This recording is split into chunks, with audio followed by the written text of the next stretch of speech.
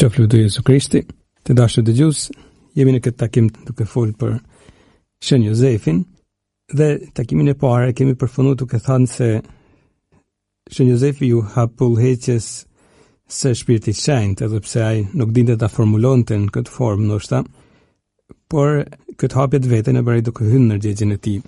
Aty flet zëri i Zotit, sikurse e kemi cituar edhe Koncilin e dytë Vatikanit, dhe pa e kuptu mirë, thame nga ana teologjike, pa e formulu mirë, teologjikisht gjithsesi Shën Jozefi u përgjigj mirë veprimit të Shpirtit Shenjtë. Por këtu ka diçka tjetër interesante që mund të themi. Ai pa e ditë, po bëhej i krishterë. Dhe nga ana tjetër e dinte mirë se duke ju hap Shpirtit Shenjtë dhe duke profetizuar se kush do të jenë të krishterët në të ardhmen, ai po kundërshtohet në fakt hebraizmin, ose më saktë një pjesë të hebraizmit të kohës. Na duhet të ndryshojmë pak atë idenë tonë për një Jozef krejtësisht i dëgjueshëm, i cili nuk kundërshton asnjëherë. Thuaj se nuk din kur ta thot të vetën. Po ta mendosh, Shën Jozefi ishte njeriu i dytë, njeriu i parë ishte natyrshëm zoja beku me Maria. E Shën Jozefi ishte njeriu i dytë që po e kuptonte se hyi ishte një, por njëkohësisht ai ishte në 3 persona hyjnor. Dhe po shkonte kundër, mund të themi, teologjisë hebraike, e cila gjithmonë kishte besuar në një Zot të vetëm e nuk e imagjinonte se mund të ishte njëkohësisht edhe trini. Por Shën Jozefi normalisht nuk kishte atë frymën e kundërshtimit për të kundërshtuar një teologji. Thjesht i bindej i Shpirtit Shenjtë, por kjo bindje e tij nuk e verbonte të i hapej rrisisë që Zoti sillte në jetën e tij. Kjo është feja e gjallë, e cila i hapet veprimit të Zotit. E duke u hap kësaj zbulese, Jozefi pranon pra të shkojë kundër teologjisë tradicionale hebraike, e cila ende nuk e kishte kuptuar hyin si trini. Maria e Jozefi pra ishin të parë që po kuptonin se hyi vërtet vazhdonte të ishte një i vetëm, por po kuptonin se nuk ishte i vetmuar. I vetëm, por jo i vetmuar. Feja e Marisë dhe Jozefit, kështu po i hapeshin fuqishëm disa horizonteve të pa imagjinueshme më parë nga hebraizmi. Këta pa e ditë ende me qartësi, po lejonin të udhëhiqeshin nga Shpirti i Shenjtë në gjithë këtë hapje të zemrave ndaj Trinisë së Shenjtë. Prandaj, këtu dalim tek një temë pak edhe delikate. Në traditën e Kishës ka pas teologë që kanë hedhur idenë se Shën Jozefi me shumë mundësi ka fituar atë faljen e mëkatit origjinal që ne e fitojmë në sajtë të pagëzimit. Edhe pse Shën Jozefi nuk u pagëzu, e ka fituar në këtë formë, pra faljen e mëkatit origjinal, kur pranoi t'i hapej kështu në fe që i tush me strini. Në fakt, ne pagëzohemi të gjithë në emër të Atit, të Birit e të Shpirtit Shenjtë. Fjala pagëzim e dim vjen nga greqishtja e vjetër dhe do të thotë zhytje. Tek rasti i Shën Jozefit, më fort se sa një çast i pagëzimit, pra mund të themi se bëhet fjalë për një proces pagëzimit. Më fort se një përgjigje konkrete, një ditë nga Jozefi, edhe këtu atëherën duhet mendojmë se bëhet fjalë për një proces përgjigjet nga ana e Jozefit. Jozefit ju kërku pa nga pak që të zhytej, fjala pagëzim thamë do të thotë zhytje, ju kërku që të zhytej pra në misterin e shëlbimit të çetnush me strini. Dhe me zgjedhjet e veta konkrete, Jozefi ju përgjigj amen. Tham, është temë delikate, nuk duhet të ngutemi, sepse këto janë vetëm disa hipoteza të ndonjë teologut. Sigurinë e plot për këtë çështje nuk mund ta kemi ende. Aq më tepër kur hierarkia kishtare nuk ka shpreh asnjëherë deri në tani me këtë temë. Por kjo fakti që hierarkia kishtare nuk ka shpreh nuk i pengon teologët që të japin mendimet e tyre. Sepse edhe po ta mendosh në fakt, nëse lidhim me dojmos veprimin shëlbimprurës të Zotit vetëm me marrjen e sakramentit pagëzimit, ashtu sikur se e marrim në format që e marrim ne sot, nuk do të kishim si të justifikonim shëlbimin njerëzve të drejtë e të shenjtë që kanë jetuar para Krishtit. Me drejt disa teologë thonë një frazë shumë të bukur: hyi e ka lidh shëlbimin me sakramentet, por vetë hyi nuk është i lidhur me sakramentet. Zoti mund të veprojnë patjetër, absolutisht, edhe jashtë sakramenteve. Kjo nuk i bën të binë poshtë fuqinë sakramenteve, patjetër nuk i bën të binë poshtë, por na ndihmon të arsytojmë se veprimi i Shpirtit Shenjtë nuk rresht.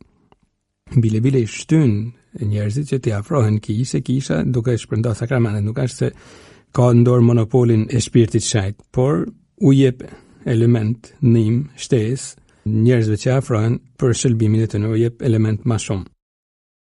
Pastaj kisha vetë gjithnjë ka fol për 3 lloje pagëzimesh. Mos t'ju çudisin. Do t'i keni ndëgjuar në katekizëm, ndoshta kush mban men katekizmin kur është kanë më i vogël, por edhe në moshëritën.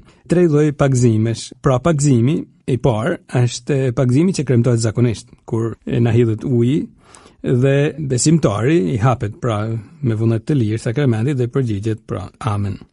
E para është kjo formë. Pagëzimi i dytë është pagëzimi me dëshirë. Edhe është rasti kur dikush për arsye të ndryshme nuk ka arrit ta marrë pagëzimin para vdekjes, por e ka dëshiruar pagëzimin.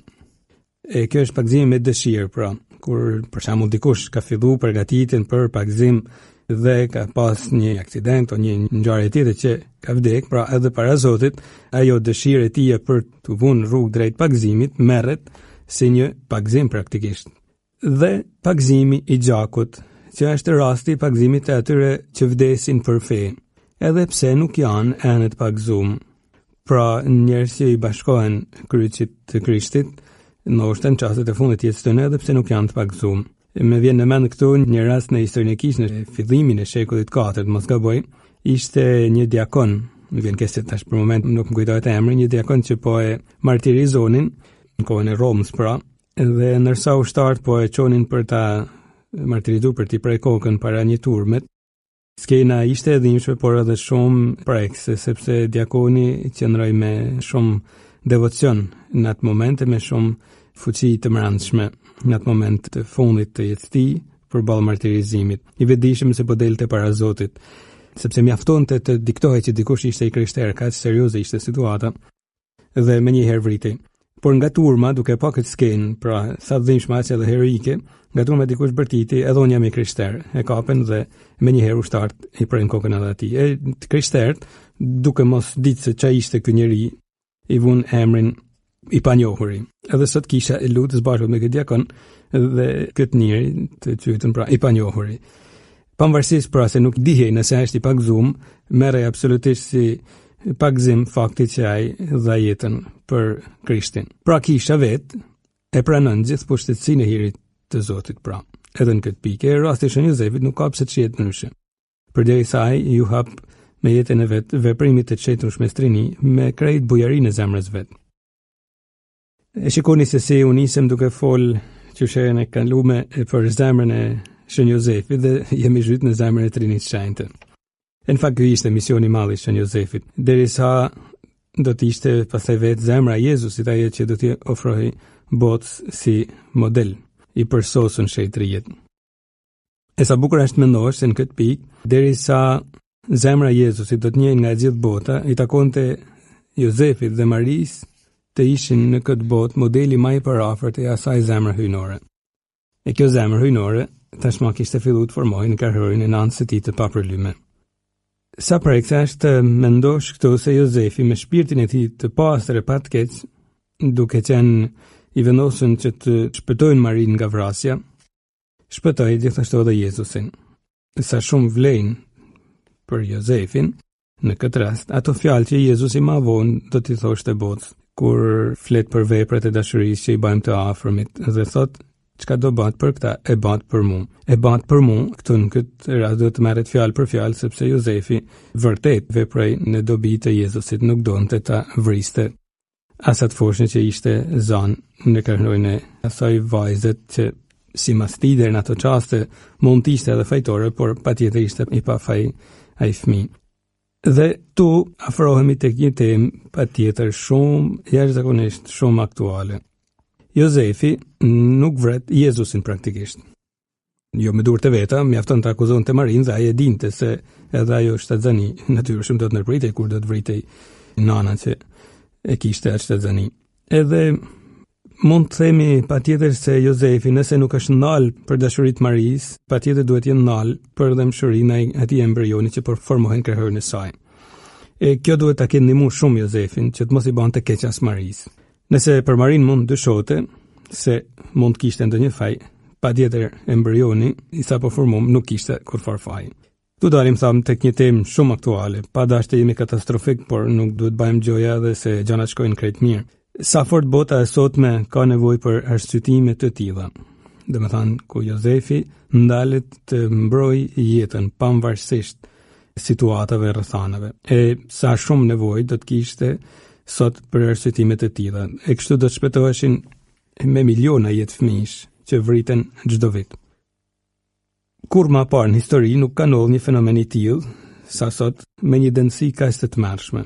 Pothuajse të gjitha qeveritë e botës, në fakt, e kanë bashkëndarë këtë luftë të heshtun me këto fëmijë të pafajshëm, që ende nuk kanë dalë nga krahërat e nanave të tyre. Edhe këto i justifikojnë të vrasje duke fry me tepëri të frikshme të drejtat e prindve, e nuk duan masak të ndalen të pranojnë të drejtat e pamohueshme të fëmijëve të tyre, që është e drejta kryesore, e drejta e jetës. Sa shumë duhet sot ta qush veten i bekuar vetëm për faktin se ke dalë nga krahëri i nanës, kur mëson statistikat e frikshme të aborteve që janë në nivel global. Kam dëshirë ta theksoj edhe një herë, duhet ta shohësh veten tepër i bekuar vetëm se ke ardhur në botë në kohën e sotme. Janë me miliona, ndoshta edhe afro miliardit mund të themi, por miliona me siguri fëmijë që vriten pa lind. Edhe në Shqipërinë tonë, edhe gjëja më e frikshme në nivel global është heshtja absolute që nol edhe në media edhe kudo rreth kësaj teme. Është një gjenocid, mund të themi, gjenocid do të thotë për vrasje të pakontrolluara, kur vriten fshatrat zyrtar, kur vriten pra civil. Pra është një gjenocid shumë i sofistikuar, që po nol në këto 2 shekujt e fundit sidomos në kohën tonë. E për këtë lloj gjenocidit ndoshta brazët që do të vinë do të na gjykojnë si tepër mizor, sidomos për bashkëndarjen kaq globale që po i bëjmë këtij krimit, ashtu sikurse ne sot me mençurinë tonë gjykojmë ato luftrat e gladiatorëve në Romën e lashtë dhe themi sa njerëz kishin ata atëherë.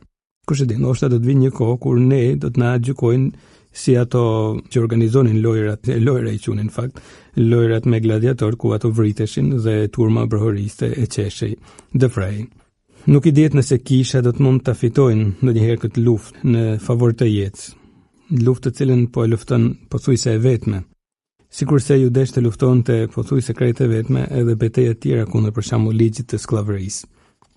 Janë të shumta ata raste kur shumë fëmijë vriten pa faj, po marrim një arsyetim shumë afër figurës së Shën Jozefit, ku për shembull shumë shtatzani të padëshiruar ndërpriten me justifikimin e thjeshtë se ishte një shtatzani e padëshiruar, edhe brenda çiftit, por edhe jashtë martesave. Nëse mund të themi se kanë përgjegjësitë e veta, kanë fajet e veta, mund të themi ato që e mendojnë dashurinë kështu, si pa kurfar përgjegjësie, duhet ta dimë se fëmia nuk ka kurfar faje. Fëmia thjesht është dhe ka drejt të jetë, pavarësisht se kush është. Gjithëve na ka qelluar të dëgjojmë raste të ndryshme, të lexojmë ndoshta raste të ndryshme, kur edhe rastet e përdhunimeve për shembull ka pas vajzë që kanë zgjedhur të çojnë përpara shtatzani, pavarësisht të situatës shumë të komplikuar që kishte ndodhur, sepse fëmia ka të drejtën e jetës. E Jozefi mund të themi këtë po bante, ai fëmijë ka të drejtën e jetës.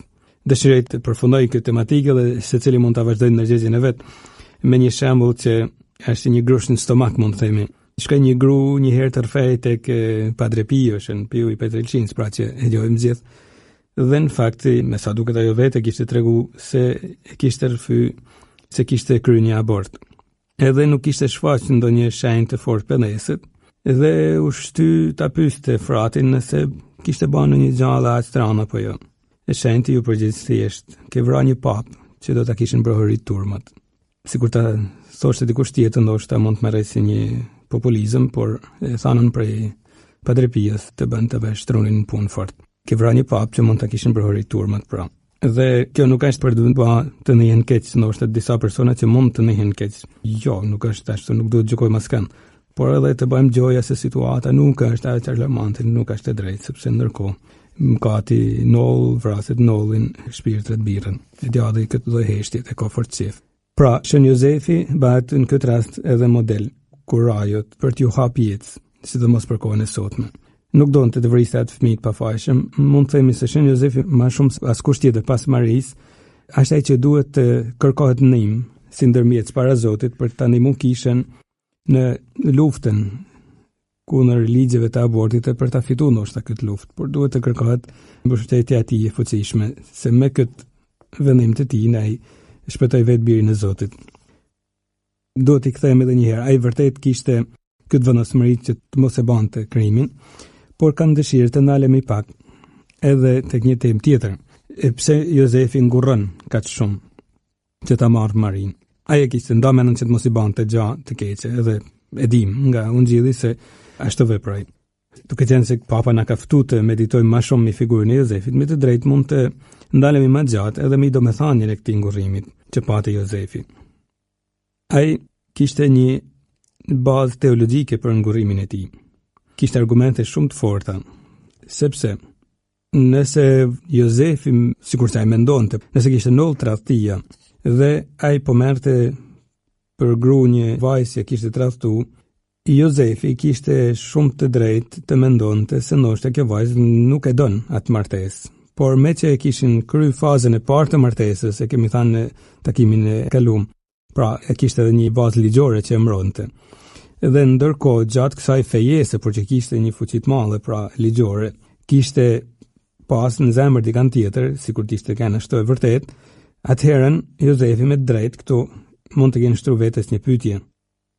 A do të ketë vlerë martesa jonë para Zotit përderisa kjo nuk më don? Pavarësisht ndjenjes dhimbshme të tradhtisë, le ta gjykojmë me gjaftësi, mund ta kenë menduar Jozefi. Sikur jeta e tyre kishte filluar më përpara, gjatë martesës kishte ndodhur që ta kishte tradhtuar kështu, atëherë mund të thojmë se Jozefi e merr forcën për ta fal atë tradhti për të shpëtuar një martesë, por në këtë rast Jozefi, me që nuk është përfunduar krejt me të dy fazat e saj, pra martesa që ishte faza e parë dhe faza e dytë ishte të jetuarit së bashkut, Jozefi thot, a do të ketë vlerë para Zotit kjo martesë? Dhe Jozefi ngurrën, sepse po e detyroi të shkretën që të më marrin. Fakti se Jozefi ngurroi të pranonte atë martesë është shumë i kuptueshëm dhe justifikueshëm, sepse që një martesë të jetë teologjikisht e vlefshme duhet të ketë në vetvete jo vetëm pëlqimin me vullnet të lirë nga të dyja palët, por edhe sinqeritetin e plot në mes tyre. E në këtë rast Jozefi dëshmonte për të dyja, pra, edhe për sinqeritetin, edhe për vullnetin e lirë tek Maria. E ngurrimi i Jozefit për të martuar me Marin, pra, e tham kishte një themel teologjik, druaj se mos po shkonte drejt një martese të pavlefshme para Zotit. E sa seriozisht pra shohim se e merr Jozefi edhe martesën. Sa seriozisht e merr martesën. E bëhet kështu shembull për shumë të fejum që janë duke u përgatitur për sakramentin e martesës, e cilëve u kërkohet të mendojnë mirë para se ta bëjnë atë hap. E para u kërkohet të ruajnë të plot vullnetin e lirë në pëlqimin e tyre. Të ruajnë gjithashtu sinqeritetin, sepse po mungon të dyja ose edhe vetëm njëna, martesa e tyre ka shumë mundësi që të jetë e pavlefshme para Zotit. Nuk është fjala këtu për ato lloj ngurrimesh e dyshimesh normale që mund të kenë dy të fejum, pra ta marr mos ta marr, nuk është. Ndoshta personi duhen për mua, ndaj këto janë ngurrime shumë të natyrshme dhe mirë që janë deri dikon. Por është fjala për atë rast kur me vetdije të plot, njëna palë ose të dyja palët përgatiten ta kunorizojnë në altar martesën e tyre, nga ana tjetër në fshehtësi kanë ndonjë lidhje tjetër ose janë duke u martuar kundër vullnetit tyre të lirë. E kjo martesë do të më ditë se është e pavlefshme. Shumë kush thot edhe te unë si mështar, si fëmijëtar vinë për të thënë, do na më hiq kunorën, më nda kunorën se nuk duhemi më. Kisha nuk mund ta ndajë një kunor kur ajo nol, por mund ta shqyrtojnë. Mund ta shqyrtojnë kunorën, domethënë të shqyrtojnë nëse para martesës palët kishin vullnetin e lirë dhe sinqeritetin e plot mes tyre. Nëse para martesës të gjitha ishin në rregull, këto dy elementë kryesor, pra mund të themi, pra kur ishte sinqeriteti, fjala sinqeritet përfshin shumë gjëra, jo vetëm të mos ketë ndonjë lidhje jashtë asaj fejeset, por të jetë mirë, mos ketë ndonjë smundje të rëndë që ja ka fsheh palës tjetër, ku di në një gjë shumë të rëndë, pra. Dhe kur ka vullnetin e lirë, atëherë martesa ka ndol edhe nuk mund të zhbahet më.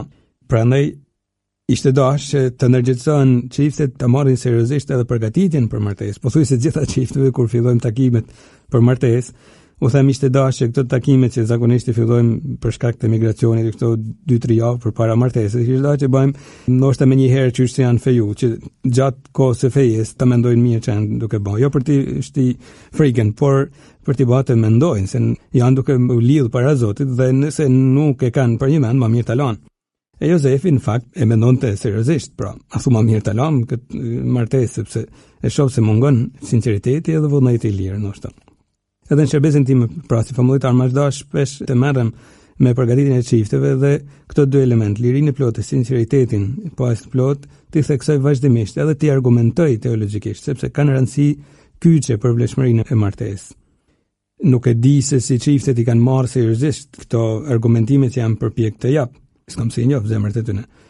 Por thash përvoja modeste më ka bërë të shoh se sa e ngatruar me bëhet situata kur pëlqimi dhe sinqeriteti mungojnë. Kam zbulu nganjëherë që kishte palë që më gënjeshin gjatë takimeve. Por mos më kanë marrë si gjë, i kanë bërë vetit më shumë, dihet patjetër. Ose kishte raste kur nuk mund të ndërhyja më shumë, dija element ndoshta që kishin të banin me ndonjë pasiguri tek palë, prisja që ato vetë të flisnin, por nuk e banin. Raste të rralla patjetër, shumica e rasteve janë të pasura, kanë qëllimin e mirë e gjithçka, por nganjëherë nuk është mirë të mashtrojmë vetveten, sepse nuk du të them ndonjë filozofi që nuk e di shumica për ju më mirë se unë, por martesa dhe duke fillu mirë, është e vështirë që të ecin mirë, sepse ka vështirësi të veta bashkëjetesa edhe jetesa e përditshme. Le pastaj kur fillon keq, sa keq mund të shkojnë, situata veç se rënohet me linjën e fëmijëve, me kalimin e viteve. Pra Josefi është njeri me kam për tokë. E din se kjo martesë mund të ecin, sa mund të ecin, por sa mund të ketë jetëgjatësi, plus që s'ka vlerë para Zotit sa me pra. Pra, një lutje shën Josefit, nga anët fejumve, që fejesa të në tjetë një ecje vërtet, drejt sakramentit martes, mund të ishte gjaja ma e bukur. Pra një lutje në zemrën e të në, edhe zbashkot, por një lutje që fejesa e të në tjetë një ecje e shnosht drejt martesës. Sepse Josefi, e shohim pra, e merte teologjikisht shumë seriozisht martesin e tij. Por, me që gjendej përballë kaq shumë arsyeve për të mos e marrë Marin, e nga ana tjetër, Josefi kishte edhe dëshirën që të mos i bante dëm Maris, atëherën ju deshte ndërhynte hiri i Zotit. Dhe këtë po e shohim me një herë pas. Pra, duke qenë se Josefi zgjodhi të ishte gjithsesi njëri i drejtë, e nga ana tjetër kishte një ngurrim shumë të themeluar teologjikisht për martesën e tij, Zoti u deshte bante pjesën e vet. Nuk duhet t'i bim larg. Feja ka linë në zemrat e njerëzve falë ndërhymjeve të natyrshme. Jezusi ka bërë shumë mrekulli edhe se Zoti vet nuk mund të rinë pa bërë mrekulli, por edhe për të zgjuar fenë e tjerëve. Shumë mrekulli bile Jezusi bante pikërisht për të zgjuar fenë. Dhe e dinte se kjo është pjesa e tij, sepse njerëzit kanë nevojë për argumente të natyrshme. Mrekullit ndodhin, kanë ndodhur gjithmonë, e kanë për të ndodhur gjithmonë. Edhe këtu në rastin e Josefit, Zoti e bani pjesën e vet. Prandaj për të mos e lanë ato tallaze mundimesh këtë birë të vetin kaq të pastër, kaq të përvujt, që vazhdonte theksoj të ishte i drejtë në shpirt, pra edhe pse kishte dhimbjen e natyrshme përballë një turbullimi të tillë, hyn ndërhyj duke i dërguar një engjëll të vetin që t'i fliste atij në anër, e t'ia zhdukte të gjitha ato dyshime ndaj Marisë. Me drejtsinë dhe përvujtnin që Josefi diti të rrunte edhe në mesin e tallazeve kaq të forta në ndërgjegjen e tij, nxori prej hyjit hirin e ndërhyrjes së tij të mrekullueshme. Ja ka fitu Zotit këtë hir, po themi, me drejtsinë e shpirtit të tij, e ka detyruar. Sigur ato lutjet e gjata, Josefi patjetër është lut, por më shumë e ka thith prej Zotit këtë hir, drejtësia e tij, pastërtia e tij, edhe mundimi i tij i natyrshëm mes atyre tallazeve. Thotë libri i fjalëve të urta, diçka shumë të bukur. Krenia e përul njeriu, kurse kush përvuhet fiton nderime. Ka fitu nderime edhe nga Zoti për vujtëria e Josefit. Edhe në fakt letra e parë e Shën Pjetrit Apostull sqaron më një herë, hyju kundërshton mallshtorëve, kurse të përvujtve u jep hirin. Josefi me përvujtrinë e tij, me mirësinë e tij ka fitu e thame, por fjala fitu nuk do të na bëjnë të mendojmë të lamë as dorë të bujarinë e Zotit që ndërhyn patjetër, por e ka thith, mund të themi, ndërhymjen e fuqishme të Zotit prej së lartit. Edhe sot u nxjidhi Shën Mateu se kur Josefi vendosi të lëshojë Marin fshetazi, engjëlli hyi i foli në anër. Këto janë fjalët e ungjillit. Po sa në mendje të vet vendosi të bëjnë kështu, ja se ju duk në ëndër engjëlli i Zotit dhe i tha: Josef, biri i Davidit, mos ki frikë ta marrësh Marin të fejurën tane, sepse foshnja që e zënë në të uzu për virtyt të Shpirtit Shenjtë. Ajo do të lind djalë, e ti ngjitja emrin Jezus, sepse ai do ta shëlboj popullin e vet prej mëkateve të tija. Këto janë fjalët e engjëllit. E ungjilltari komenton më një herë: E gjithë kjo ngjau që të shkonte në vend fjala e Zotit e thënë nëpër profetin, që virgjëra do të mbeshë atë zënë dhe do të linë një djalë, të cilit do të ngjesin emrin Emanuel. Është një ndërhyrje hyjnore e fuqishme, por që në fakt, po ta mendosh, është e veshur me shumë brishësi. Po e komentojmë edhe një herë këtë brishësi me një herë pas, por është e veshur me brishësi, sikurse vetë Jezusi, që tashmë biri i hyjtë, i gjithë poshtetshmi, ishte në mesin e botës, por i veshur me brishësi njerëzore. Prandaj ai ishte edhe kjo ndërhyrje në këtë formë që i ngjante pikërisht Jezusit. Fuqia kësaj ndërhyrje qëndron në faktin se një engjëll po i fliste. Edhe fjalët e tija duket sikur po plotësonin profecitë e dikurshme në lidhje me Mesinë e premtuar. Prandaj edhe ungjilltarit thotë gjithë kjo ngjau që shkonte në vend fjala profetëve. Por brishësia e kësaj ndërhyrje të Zotit është fill mosders, në kuptimin që engjëlli i foli në ëndër. Kur i foli edhe për emrin që duhet të vinte fëmijës, fjalët e engjëllit nuk përputheshin me profecinë, sepse profecia thotë emri i Mesis do të jetë Emanuel. Ndërsa engjëlli i thoshte do ta qush Jezus. Nuk kemi arsye të ndalemi gjatë për të komentuar këto, por Jozefi me drejt mund thoshte prit pak, sepse profecia thotë Emanuel, engjëlli ka thënë Jezus.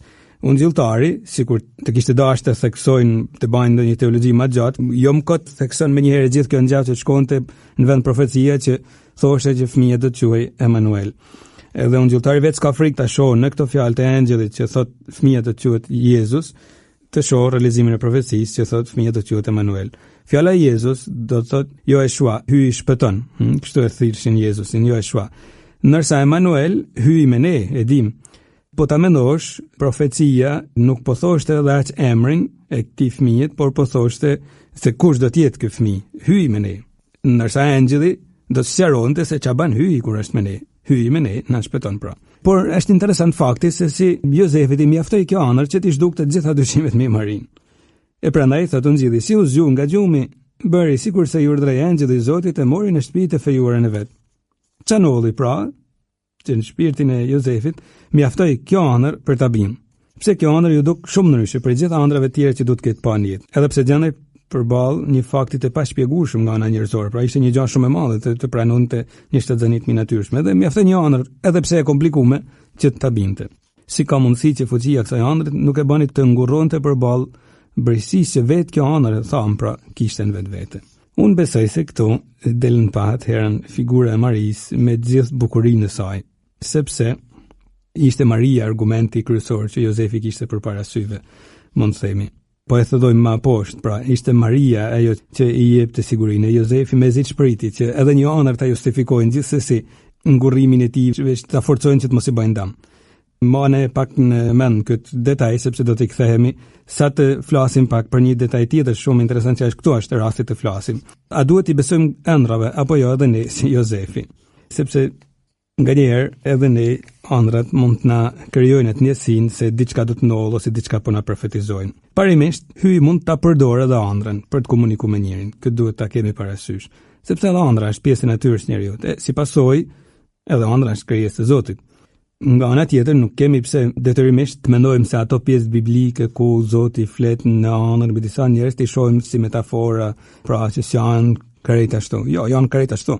Për shembull, e famshme është Besëdin e vjetër, ajo ëndra e Jakobit, patriarkut, të cilit Zoti i foli në ëndër dhe i premtoi se toka ku kishte vu një gur aty dhe aty kishte zënë gjumi, pra kishte mbështet kokën dhe i thoshte kjo tokë do t'i përkiste atij dhe fares tij, dhe i premtoi se fara e tij do të ishte si pluhuri i dheut. Është libri i Zanafillit që na e tregon këtë detaj. Edhe aty sheh një shkallë Jakobit që nxitet deri në qiell. Thot fundin e kishte në tokë, maja saj prekte qiellin dhe engjëjt e hyjt ngriheshin dhe zbrisnin nëpër të.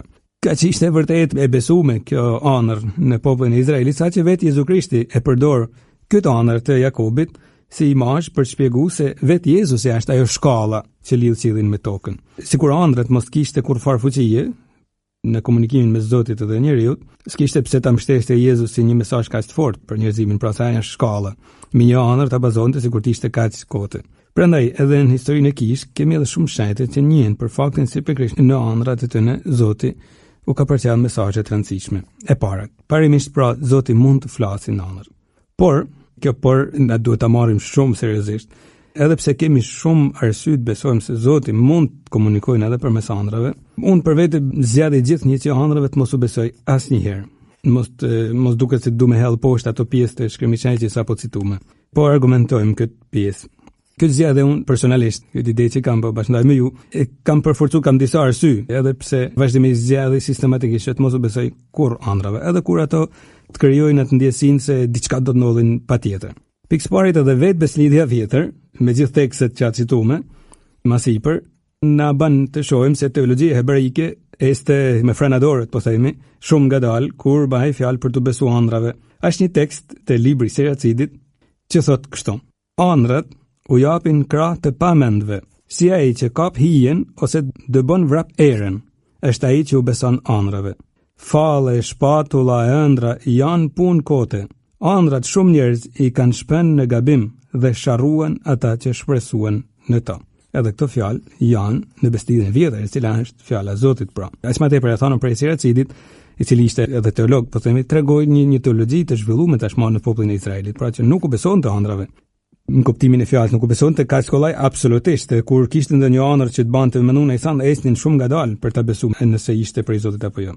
Unë vazhdoj të bashkëndaj atë idenë time, e kam përforcuar këtë bindje se ëndrave nuk duhet të besojmë, edhe më shumë e kam përforcuar gjatë shërbesës sime meshtarake, kur për shembull në disa raste kam ndesh njerëz shumë besimtar që i kapte paniku kur kishin pa ndonjë ëndër, duke menduar se kush e di se çfarë kishte dashur të paralajmëronte ajo ëndër. E pyetja që më vjen këtu është, nuk e di pse shumica e besimtarëve fiksojnë mendje vetëm ata ëndra që u paralajmërojnë gjëra negative. Kjo është një përgjigje si zdita gjaj, por pyetjen po mund ta, si ka mundësi që fiksojnë mendjen e tyre vetëm ëndrat që paralajmërojnë gjëra negative ose shumë egoiste për shembull. Për shembull, ne duhet të mendojmë me gjaktësi se Zoti nuk ka pas kur dëshirë të i fusë në panik njerëzit. Ka dashur të i ngushëllojnë gjithmonë. Është në beslidhjen e vjetër një rreth i Jeremis shumë i famshëm që thot: Unë e di mirë synimin që kam me ju, është fjala e Zotit, synim e paqeje e jo mjerimi. Sikur Zoti kishte dashur me na shti haton, e kishte bën me kohë me vakt, edhe mund ta bajnë ka krejt kollaj. Por thot unë e di synimin që kam me ju, thot synim e paqe jo mjerimi. Edhe vetë Jezusi sa herë u thoshte apostujve, mos keni frikë, e thot disa herë. E fjalët e para që Jezusi i ringjallën u thot apostujve, e din cilat janë? Paqja me ju, jo paniku me ju. Paqja me ju pra, sepse nuk dëshiron të fus frikën. Është kollaj na friksojnë, është Zot, është i gjithë poshtetshëm, ne jemi kaq të brisht. E vetmja frikë që Jezusi vazhdimisht kishte dëshirë ta fuste në njeriu që nuk ja ka dalë Allah çfort, ishte frika ndaj mëkatit. Është një kapitull i 10 i Mateu për shembull kur thotë druni atë që mund t'i merrin shpirtin dhe trupin, thënë fertët. Pra, mëkati që na largon prej Zotit edhe detyrimisht birremi për amshim. Por thashë Jezusi s'ja ka dalë me këtë lloj frike që e thoshte vetë se ç'a duhet kemi frikë, ne fiksohemi tek ato frika që as vetë Jezusi nuk ka dashur të kemi. Plus kësaj, edhe më fort jam i bindur që të mos u besojnë ëndrave si ndonjë komunikim i Zotit, kur për shembull më ka qelluar të takoj njerëz që kanë shkuar deri në konflikte e mëkate. Konflikte e mëkate, kam fjalën nga tresë me tjetër, por edhe mëkate personale, kanë arritë të dalin përfundimin e mençur se Zoti ka dashur që unë ta bëj një këtë mëkat. Vetëm nga që në anër e kishin kuptuar gjoja se Zoti i kishte njoftuar për vullnesin e tij. Këto janë marrëdhëna të rrezikshme, konflikte kanë një herë edhe shumë serioze. Vetëm se në ëndër kanë pa për shembull një gjë të tillë. Nuk duhet harrojmë edhe një gjë, se ëndrat nuk janë as të mirë as të këqija. Mos mendojmë se ëndrat janë për djallit, absolutisht. Shpjegimi i tyre po, patjetër mund të jetë për djallit. Djalli mund të themi shpejton të na bëjnë të dalim për fundimet e gabuara. Prandaj nuk duhet të ngutemi as të mendojmë se ëndrat janë për Zotit. Shpjegimi që na mund të japim mund të jenë shumë i rrezikshëm. Ne duhet të bazohemi tek zgjanra, jo tek ëndra më shumë. E po shohim se Jozefi këtë bante. Prandaj thashë ka mundësi që mjaftoi kaq pak ëndër, edhe ëndra komplikuar që më një herë Jozefi e pranoi Marin. Por plus a mund të bëjmë edhe një pyetje tjetër. Si ka mundësi që zgjedhim gjithmonë tu besojmë, jo vetëm të majmë në mend, por edhe tu besojmë ëndrave që na duket se kanë një shpjegim sa më katastrofik, edhe sa më egoist. Tu lloj shpjegimi shu japim ëndrave. E si ka mundësi që vetëm për hata të ëndrave shumë njerëz i hedhin në kosh të gjitha ato të vërteta që i kanë mësuar nga feja në zgjanar. S'ka pap që ja mushmenin nga një herë disave që nuk duhet i besojnë aty në ëndra që thonë se kanë dashur të thonë kush e di si çan. Këtu vim te një tipar shumë i bukur i personalitetit të Jozefit, pra, që shpjegon se si e besoi atë ëndër delikate. e kaq pa qartë që pa. E para, por jo më e rëndësishme, ishte fakti se ajo ëndër po mësonte Jozefin që mos bante diçka të keqe, por diçka krejt të mirë, e diçka krejt në përputhje me çka kishte mësuar zgjanër për Zotin në Shkrimin e Shenjtë. Në fakt Shkrimi i Shenjtë që citu më parë, Siracidi që citova pak më sipër, me dashje e lash një rresht sepse këtu del kuptimi i tij tek ato rreshtet që thot për ëndrat janë punë kote, thot edhe këtë gjë shumë interesante. Nëse i tejet larti nuk e dërgon si zëdhënës, as pak mos e vraveshin për to. Që do të thot, mirë se të vinë ato ëndra që na nxisin të dujmë Zotin, të dujmë njëri tjetrin, gjëra që Zoti na i ka mësuar në zhanër. Të tjerat hidhin kosh, mos ki frikë, as pak mos e vraveshin për to. Për shembull, marrim një shembull që është shumë i nim. Kur shohim në ëndër një të vdekun dhe menjëherë kujtohemi se duhet të lutemi për ta ose të çojmë një mesh për ta. Mirë se të vinë ato lloj ëndrësh që na kujtojnë gjëra që në fakt ishte dashur na kujtohen edhe në zhanër. Pa në ëndër dikan të vdekun ishte dashur të lutemi për gjallët me për vdekun. Na e porositë edhe kisha. Nëse në ëndër shohim dikan të vdekun, e thojmë atë çojmë një mesh, po mirë, shumë mirë. E çojmë një mesh, që ëndra është base sebeb të lutemi për shpirtin e tij. Jo po çka ka dashur me thon, asgjë, pse duhet ta vrasim trunin. Nëse i tejet larti e dërgon si zëllancë, thot pra, mirë, nëse jo, as pak mos e vraveshin për to. Nëse të nxit të bash mirë, vazhdo, bën mirë. Ëndra Jozefin në këtë rast e nxiti të bante mirë dhe kishte arsye atëherë ti besonte, u knaste krejt ti besonte sepse donte të bante veç mirë ndaj Marisë, ndaj fëmijës ajo kishte në krehnor. E argumenti numër 1 që vetëm sa e thash më aty në syrtar pak për momentin e tani nxirreni, argumenti numër 1 ishte Maria. Argumenti numër 1 përballë në gjegjes së Jozefit, pra ishte Maria. Dhe Marin Jozefi patjetër kishte filluar ta njehte. Nuk e dim se sa kontakt mund të kenë pas, por përderisa martesa aty ne e theksojmë, e ritheksojmë, do ta theksojmë pak më poshtë. Përderisa martesa aty ne kishte pas një fuqi ligjore kaq të madhe, patjetër duhet ta kenë takuar disa herë. Ne dim nga feja se kisha ka shpallur solemnisht dogmen e të zanën i pamkat të Marisë. Çfarë do të thotë?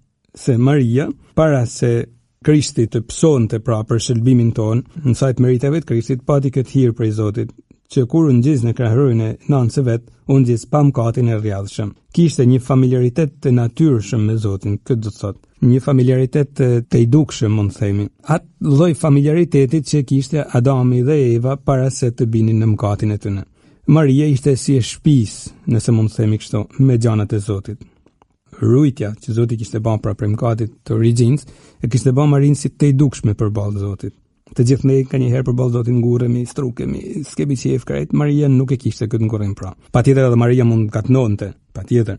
E kishte lirinë, sikurse e pati Adami dhe Eva, nuk ashte Zoti krijoi pa lirinë, por kishte familjaritetin e jashtëzakonshëm me Zotin. Kjo është fjala që më pëlqen më shumë, ishte si kristalt, mund të themi, përballë Zotit. Dhe syni i fesë i Jozefit duhet ta ketë vorë këtë detaj. Maria patjetër nuk dinte ti formulonte kështu gjithë këto gjëra, vetëm lumnin e Parizit Zoja e ka kuptuar pastaj se është zonë pa mëkate gjitha këto. Por Maria jetonte natyrshëm gjithë jetën e saj me Zotin, gjitha detajet. Jozefi që donte Zotin, donte të mos ishte i keq, donte të ishte i drejtë sipas mënyrës së Zotit, patjetër do ta kenë vorë këtë pastërtit Marisë. Dhe natyrshëm Jozefi mund të jenë ndal atëherë. Si ka mundësi ti bëj bashkë të dy këto realitete? Përsëri du të citoj për të kuptuar bukurinë, thjeshtësinë edhe madhësinë e Marisë, një i peshqëve i madh, Shën Alberti i madh, u quajt, sa ishte ende gjallë u quajt i madh. Ishte një i peshqëv gjerman, teolog jashtëzakonisht i famshëm i shekullit 13, ka thënë për Marin nuk do të thuhet kurrë sa duhet. Ka që thellë është ajo që mund të thojmë për ta. Dhe Jozefi e kuptonte se ka përballë dikant që është tepër e familiarizuar me gjanat e Zotit. Ka shans që kjo ma ketë bën një gjë të tillë. E pastaj pyetja që do ta kenë ngushtuar krejt, po sikur të ketë drejt Maria. Po sikur të ketë drejt. Por sikur të jetë vërtet ajo që thot Maria, se kjo është zani ka një origjinë të natyrshme. Dhe prandaj ka mjaftuar ajo ëndër që ti naptin shtysen e fundit, se Maria ka drejt. E sa bukur, e pse duhet ta përjashtojmë rolin e Marisë në këtë rast kur gjithë krishterët në shekuj e kanë pa ndihmën e jashtëzakonshme të Marisë në jetën e tyre si krishterë. Gjithë krishterët, gjithë shejtrit flasin për Marinë gjana vërtet bukura, dhe jo vetëm flasin, por e kanë ndihmë në hymjen e saj, të shfaqur të Marisë pra në ecjen e Kis, kanë qenë shumë të, s'ka shenjë tjetër që është shfaq kaq shumë sa Maria, edhe me shfaqjen kaq të bujshme në këto 2000 vite histori. E pse duhet të jetë ndryshe për Jozefin, i cili kishte filluar të ishte i krishterë, sikurse e pamë pra në sajt hapjes në shpirtit shajt. Dhe nuk e dinte gjithë këtë Maria, por Maria me pastërtinë absolute të saj, po i bajnë ndihmë mamale. Është një prej jetëve të Kish Origjeni, që arrin të shpjegojnë vetëm me këtë formë ngurrimin e Jozefit për të martuar me Marinë. Origjeni, patjetër që nuk është krejt e saktë, por arsyetimi është shumë simpatik. Thoshte se Jozefi e kishte besu me njëherë se Maria ka një shtatzani të minatyrshme, Maria është pa mëkat dhe Jozefi donte ta lindte Marinë se ndonjëherë i pa den. Kjo është supozimi i Origjenit, thash pra një prej jetëve të Kish. Nuk është arsyetim bashi plot, në fakt nuk është ky arsyetimi që Kisha ban. Por është simpatike mënyra se si arsyeton Origjeni, pra.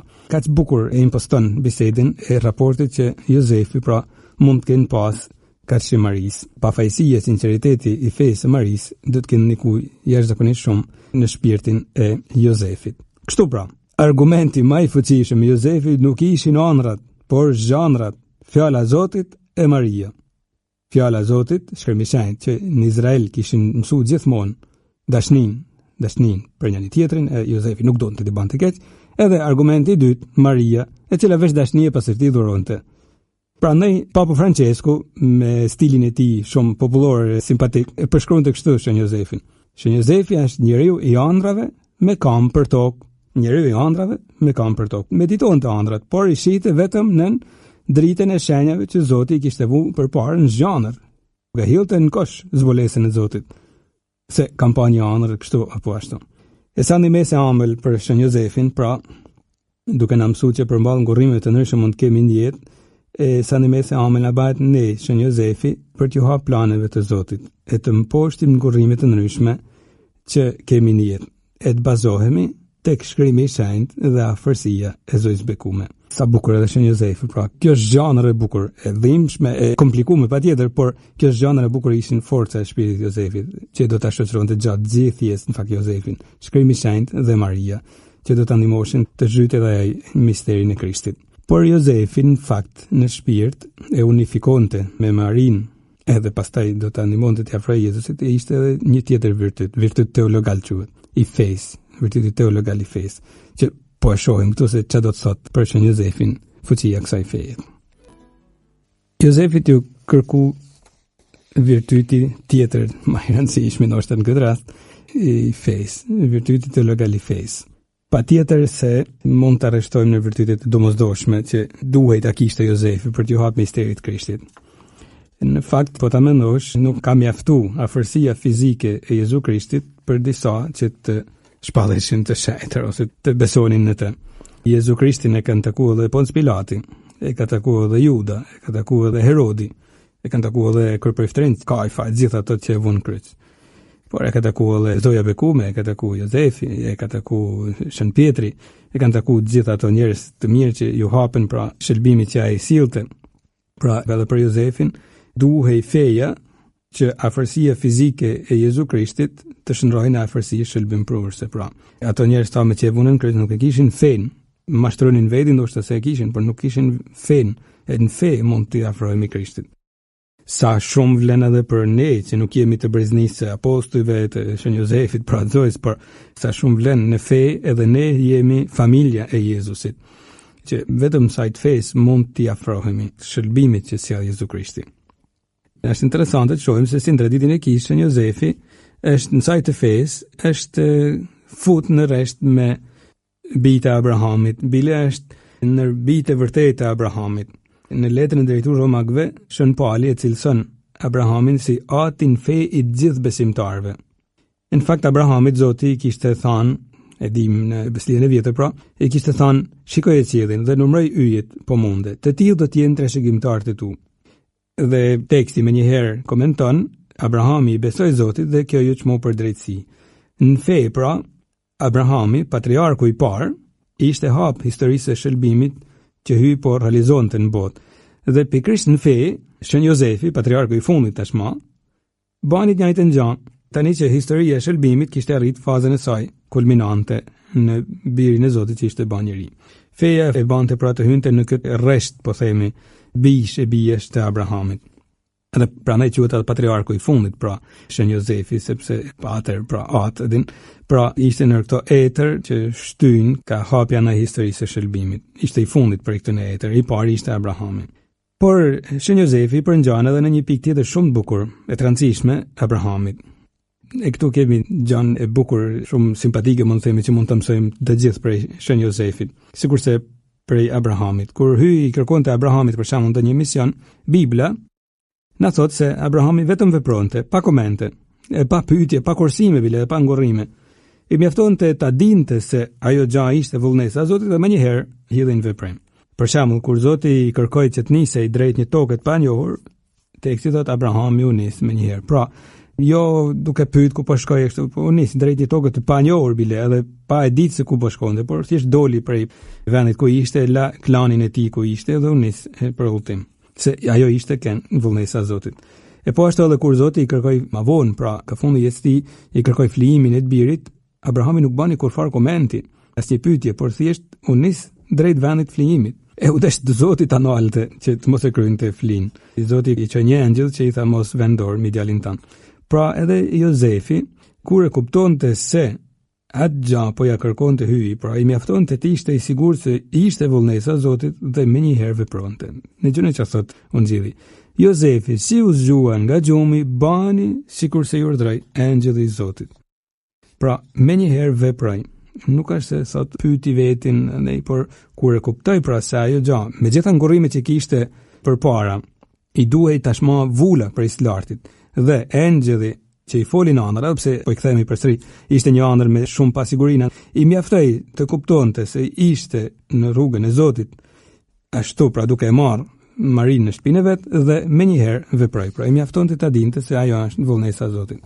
Kështu do të bante Jozefi edhe kur për shembull hyi kërkoi të nisej për Egjipt për të shpëtuar Jezusin nga Herodi. Menjëherë pra, menjëherë vihej në veprim. Ktu na duhet të vëmë re me domos se si Shpirti i Shenjtë i ka frymzuar ungjilltarët që të mos citojnë asnjë fjalë të Jozefit. Kanë rënë dakord, nuk kanë rënë dakord, po si thosh, në sa i të frymëzimit të Shpirtit të Shenjtë, as nuk ka Jozefi tha, nuk e gjejmë asnjë fjalë të tillë në ungjil. Për Marin gjejmë pak, por për Jozefin asnjë.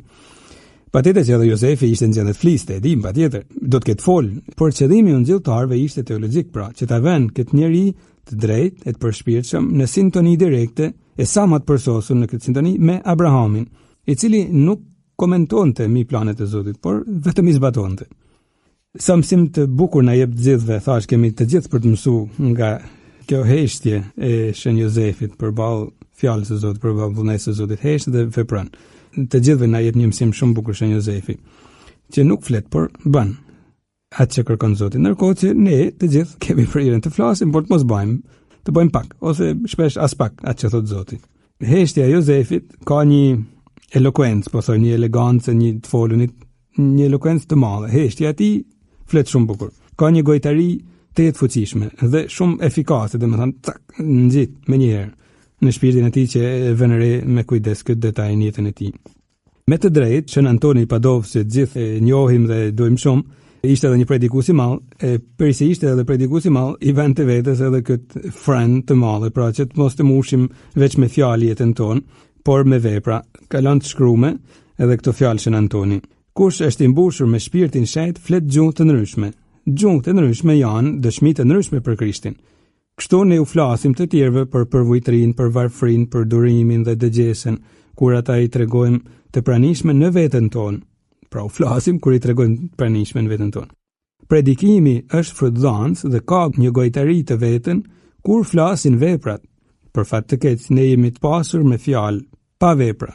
Dhe kështu jemi të nemur prej Zotit, sepse ai e nemi fikun në të cilin nuk gjeti fryte, por vetëm gjathe. Është e kohë që të mburret me njohjen e ligjit, ai që me vepra e shkatron mësimin e ligjit. Jozefi nuk mburret se e njeh ligjin, që patjetër e ka njoftë në pjesën e tij të madhe, ligjin e Zotit, por thjesht e zbaton. Papa Benedikti XVI shkruante edhe këto fjalë në lidhje me këtë heshtje të Jozefit. Ta lejojmë veten të joshemi nga heshtja e Jozefit. Kemi shumë nevojë në një botë shpesh shumë të zhurshme, e cila nuk mundson mbledhjen vetvete dhe dëgjimin e zanit të Zotit. Pra, heshtja e Jozefit na flet shumë për botën e sotme që ka përhyrjen të na bëjnë të bëjmë zhurmë shumë, por të mos hyjmë vetvete dhe të jemi të gatshëm për t'ju binë fjalës së Zotit. Kjo binje me njëhershme Jozefit, pra i përngjan binjes së Abrahamit dhe na nxit edhe ne që të bëjmë më shumë vullnesin e Zotit se sa të rrim duke e komentuar. Por na flet kjo heshtje fizike, po thojmë në undjej, kjo heshtje fizike, nuk ka asnjë fjalë për atë Jozefit, mund na bëjnë me drejtë të mendojmë edhe për vlerën e heshtjes, meditimit në jetën tonë.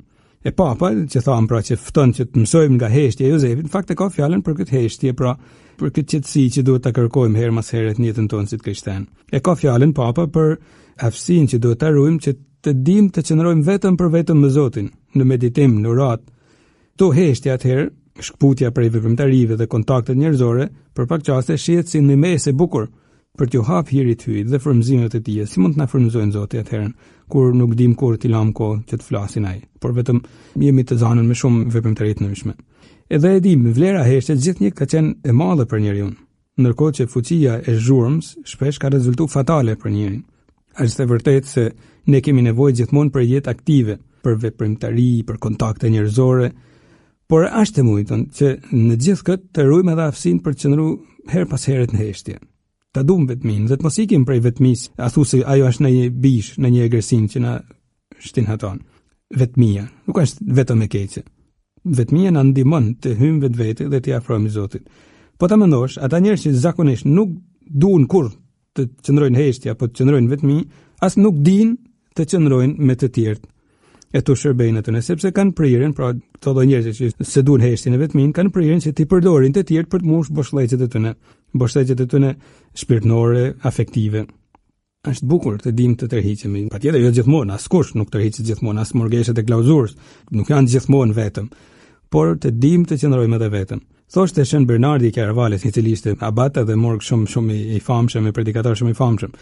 Thoshte, ke për të gjetur më shumë gjëra tek pyetjet se sa tek librat. Pemët dhe shkëmbinjt kanë për të mësuar gjëra të cilat asnjë mësues nuk është në gjendje të t'i mësojë. E Shën Bernardi thash ishte në kohën kur jetoi, ishte njeriu më i kërkuar në Evropë, shkonte andaj këtej, kërkonte papa, e kërkonin mbretër, shumë murdhë laik për të pajtuar mbretër andaj këtej, por dinte të gjente kohë të qëndronte vetëm. Prandaj thoshte mësoj më shumë prej pemëve, prej shkëmbinjve. Është një poezi indiane që thot diçka shumë simpatike, shumë bukur në lidhje me forcën e heshtjes. Ulu në skajet e agimit, për ty do të ngrihet dielli. Ulu në skajet e natës, për ty do të zixullojnë yjet. Ulu në skajet e heshtjes, hyi do të flasë, sepse në qetësinë e zemrës, pra mund të takojmë Zotin. E kjo nuk do të thotë se nuk kemi nevojë për takime, përsërisim edhe një herë, e për jetë aktive kemi shumë nevojë. Patjetër jemi të krijuar të tillë për të pas kontakte njerëzore e të shumta bile. Por të gjitha këto kontakte marrin një ngjyrë, një nuancë tjetër kur jetohen me aftësinë e përditshme për të zhytur her mas here në prehnin e heshtjes e të meditimit përballë Zotit. Është një detaj shumë i bukur në jetën e Shën Gjon Boskos që kam qejf ta theksoj para se ta përfundojmë këtë takim. Shkoj një pref një herë të takonte Don Boskon dhe do ta shkruante më vonë këtë takim të vetin, këtë impakt që la vetëm ajo që pa te Don Bosco, ky pref. Kishte shku në vitin 1883 në oratorin e tij në Torino dhe e pa nga larg se çapo ndodhte dhe shkruante në librin e tij ky pref. Kishte aty njerëz që shkonin e vinin nga çdo anë, dikush me një vështirësi e dikush me një tjetër. E ai në kam, si të bahej fjalë për diçka që do zgjaste pak qaste. Dëgjonte gjithçka, kapte gjithçka dhe i përgjigjej gjithçkaje. Njeri i kujdesshëm për gjithçka, që ndollte për rreth tij dhe që në të njëjtën kohë dukej sikur nuk e vriste mendjen për asgjë. Thuaj se mendja e tij ishte diku tjetër. Dhe vërtet ashtu ishte. Ai ishte diku tjetër, ishte në hyn dhe e kishte fjalën e saktë për gjithë, as sa ngjallte habi. Kjo është jeta e shenjtërisë, e lutjes së vazhdueshme që Don Bosco e bante mes shqetësimeve të vazhdueshme e të ashpra. Ky preft më vonë do të njihej nga bota si Papa Piu i 11 dhe pikërisht ky do ta shpallte shenjt Don Boscon, i cili edhe aty pra dinte të vepronte me kaq shumë kush ishte më shumë se aktiv se Don Bosco, por kishte ditë edhe të mante kontaktin e përditshëm me Zotin e prandaj dinte të thurë edhe kontaktet bukura me shumë të rinj e gjithë çfarë lloj moshesh. Jozefi pra na mëson mas mirit këto gjana me heshtjen e tij, edhe heshtjen fizike, pra duke mos folën përballë Zotit. Sa bukur na ndihmon të zhytemi edhe në vlerën e heshtjes. Me siguri shenjë Jozefi do të jetë duke pusiesh nga parajsa, për ne që flasim kaq shumë për ta, edhe e bëjmë kaq pak. Na thotë më mirë flitni më pak, e bani më shumë. Ose edhe kur doni të flisni më mirë, mos flisni rini në heshtje me Zotin, sepse ai do t'ju mësojë të bani edhe më shumë. E tani me ndërmjetësinë nga parajsa e shenjë Jozefit marrim edhe bekimin prej Zotit. Ju bekoft, hyj gjithë pushtetshëm, Ati, e Biri, e Shpirtit Shenjtë. Amen.